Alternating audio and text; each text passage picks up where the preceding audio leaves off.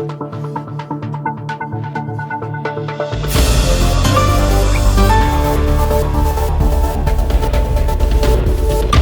I think we have a call coming in. Good afternoon to you. You are on the air. Please go ahead with your contribution, caller. Good afternoon, Timothy. Yes, Mrs. Nancy Charles. Good afternoon to you, ma'am. Good afternoon, Tim. I think over the last couple of weeks, since the government decided to borrow $200 million, I have heard a lot of criticisms of both administrations, both UWP and SLP administrations, with reference to St. Jude's. While I think some of the criticisms are fair, I'm not going to be very defensive too much about it. I think I just wanted, especially not for your last caller, but for the caller before, just to make that there has always been a distinction, and it's very simple between the St. Lucia Labour Party and the United Workers Party when it came to St. Jude's and the rationale for doing what was done. Because what I heard from the previous caller is that while he did not support the new structure, he does not understand the rationale, and maybe he did not even understand the rationale for building the new structure. So I just want to say to the caller, here's the difference: that you had an SLP administration. Stevenson, the fire was 2009. By 2010, Stevenson King got some money. He was going to rebuild just the one wing that was damaged for the hospital. He lost the election in November of 2011. Kenny Anthony and his administration, and Philip J. Pierre, who continues to be proud of the fact he was the deputy prime minister, so I'm assuming he was in the know. They spent 5 years between 2011 and 2016. And what they did, if they had completed what Stevenson King had started in terms of just refurbishing the wing of the hospital that was damaged and minor adjustments, because as I understand it, the roof now, you had asbestos and various things, and do those simple things, we would have been in St. Jude's.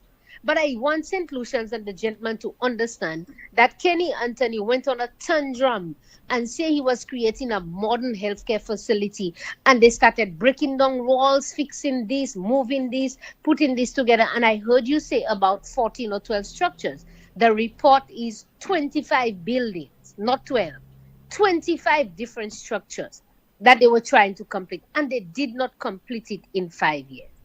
And so for the caller to understand, when UWP came, I want to make it clear, we never stopped the construction. As a matter of fact, what happened, because there was no funding available, notwithstanding that Kenny had negotiated a $20 million loan with the Taiwanese government, they had only drawn down 10 million. They were not able to draw down on the other 10 million. Why? There were no approved plans for what they were building. There were no DCA approvals. It was just haphazard. And it's not me saying that, Timothy. There's two things that says that. I hope it's okay to say that on your call, but there were two documentaries that were done by Untold Stories, and he interviewed the people in the know. He interviewed Stevenson King, Kenny Anthony, the contractors, the former directors of the board, Dr. Stephen King. I mean, I just want St. Lucians to go back and listen to these people so that they could have understood what transpired during that 5 years of Kenny Anthony. And so what Alan Chasney did was, when he came and he realized there was no more money, and Shanta King prepared a report because she was the project manager at the time, and she was not fired, contrary to what everybody said. Her contract had gotten to an end. She had gotten a new position elsewhere, and she was leaving. She prepared what was called a handover report. And so the government decided that, should we continue with what's happening there based on all these things in the report, or should we do an assessment? And here's the difference, Timothy, between Labour and UWP. UWP contracted a firm with the technical expertise. We didn't guess. We didn't figure it out. We didn't go and get friends and families and UWP hacks or supporters.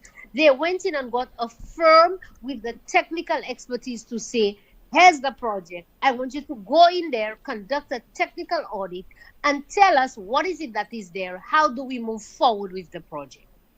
And the decision to not complete the old structure was based on that technical audit that we paid close to $1 million for. It wasn't free. These were professionals. And all the information that was given in there, while they said the thing was salvageable. Do you know what salvageable means, Tim? It means that you have to do so much work that you can salvage this thing. You have to do everything. And it would cost, and here's the key, it would cost about $100 million to complete this old 80-year-old structure.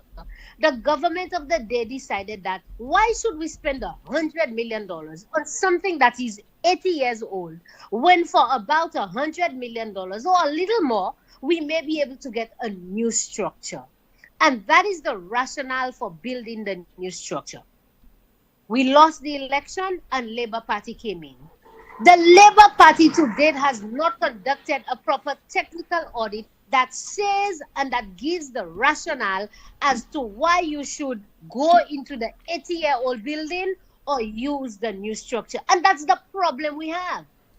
If the audit that was conducted by friends, there was an architect and an engineer, nobody with hospital expertise, it's just a group of Labour Party friends and people who had objected to this project in the first place, So there was no objectivity in them coming to do an audit. They prepared a report, but they never said that you couldn't use the new structure. They never said that the new structure was not good. They never gave a cost of the old structure vis-a-vis the new structure. They never said this one was better and this was not better. They prepared a report in their opinion that's incorporated, as a matter of fact, both structures in moving forward. But for political reasons, the Labour Party has decided that they're going to spend $200 million. Can you imagine, Tim?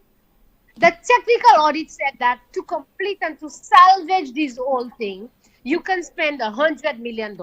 But Philip J.P. is telling the population he's going to take a loan of $200 million to complete an 80-year-old structure. And he laughs at St. Lucians and say, well, the new building that they have there, we're going to preserve it for later uses. I mean, can you imagine? But the $200 million also to rehabilitate the stadium, eh?